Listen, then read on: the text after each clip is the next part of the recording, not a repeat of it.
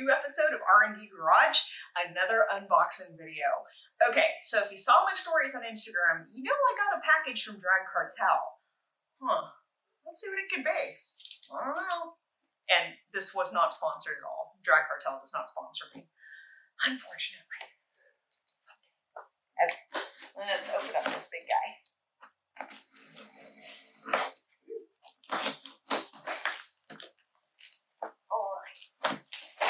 Well, I can tell you right now, their packaging job is awesome.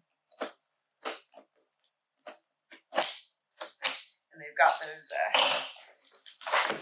little copper staples. I'm working, Josh. I'm working. I'm telling you, I gotta build up these arms. Okay. There we go.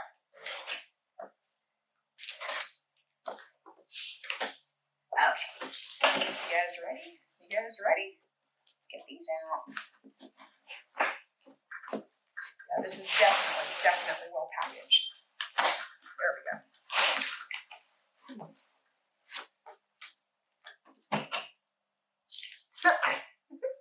His ears are tickling me. Okay, so we've got foam, which I don't want the dog to eat. Don't eat that pop. Literally standing under the table staring at a piece of popcorn.